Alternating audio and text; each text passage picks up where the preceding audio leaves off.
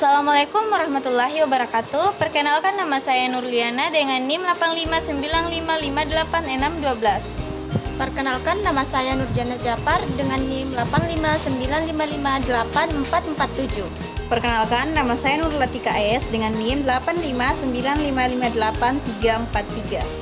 Dan pada video kali ini kami akan melakukan praktikum IPA di SD pada modul 8 KP1, yaitu kelistrikan. Bahan pertama yang akan kita uji adalah kawat besi. Kawat besi kemudian kita capit dengan capit buaya. Setelah itu kita lihat dan kita amati. Ternyata kawat besi dapat menyalakan lampu, artinya adalah bersifat konduktor. Yang kedua adalah kawat tembaga. Ternyata kawat tembaga juga dapat menyalakan lampu dan bersifat konduktor. Yang ketiga, sendok perak. Sendok perak kita cepit dengan capit buaya. Ternyata sendok perak juga dapat menyalakan lampu dan bersifat konduktor. Yang keempat adalah kayu. Saat kayu diuji dan dicapit dengan capit buaya, ternyata tidak mampu menyalakan lampu. Artinya adalah kayu bersifat isolator atau tidak dapat menghantarkan listrik. Yang kelima adalah karet penghapus. Saat karet penghapus diuji, ternyata tidak mampu menyalakan listrik, artinya bersifat isolator. Yang keenam adalah grafit atau mata pensil. Grafit dicapit dengan capit buaya, ternyata mampu menyalakan lampu sehingga bersifat konduktor atau menghantarkan listrik. Yang ketujuh adalah kertas. Kertas dicapit dengan capit buaya, ternyata kertas tidak mampu menyalakan lampu, artinya bersifat isolator. Yang kedelapan adalah tas plastik. Tas plastik pun sama seperti kertas, ternyata bersifat isolator atau tidak dapat menghantarkan listrik. Begitupun air kerang, ternyata saat diuji tidak dapat menyalakan lampu, artinya bersifat isolator. Dan yang terakhir yang akan kita uji adalah air garam.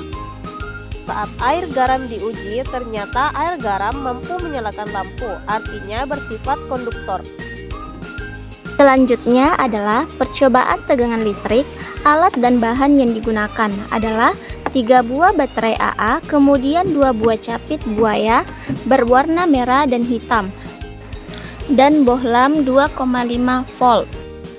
Pada percobaan pertama, di mana kedua buah kabel diletakkan pada kutub positif saja, artinya adalah tidak ada tegangan listrik, sehingga pada rangkaian tersebut lampu tidak akan menyala. Pada rangkaian kedua, saat kutub positif dan kutub negatif disambungkan, ternyata lampu juga tidak dapat menyala karena sumber tenaga yang dihasilkan oleh baterai AA yang hanya memiliki kapasitas 1,5 volt, sedangkan lampu yang digunakan memiliki tegangan 2,5 volt. Hal ini berarti daya baterai kurang cukup untuk menyalakan lampu. Pada rangkaian ketiga, baterai tambahkan 1 buah, kemudian disusun secara seri. Ternyata lampu dapat menyala terang karena baterai yang dirangkai secara seri akan menghasilkan tegangan yang lebih besar, menjadi 3 volt, sehingga cukup untuk menyalakan lampu sebesar 2,5 volt. Pada rangkaian yang ketiga, ditambahkan lagi 1 baterai. Ternyata lampu menyala sangat terang karena 3 buah baterai yang dirangkai secara seri akan menghasilkan tegangan yang lebih besar, menjadi 4,5 volt, sehingga melebihi kapasitas yang dibutuhkan lampu agar menyala terang. Benda-benda yang dapat menghantarkan listrik disebut dengan konduktor, sedangkan benda yang tidak dapat menghantarkan listrik disebut dengan isolator. Berdasarkan hasil pengamatan, kawat besi, kawat tembaga, sendok perak, grafit, dan air garam merupakan konduktor.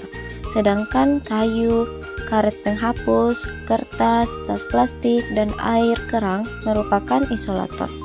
Selain itu, pada percobaan tegangan listrik, baterai yang dirangkai seri akan menambah tegangan menjadi lebih besar.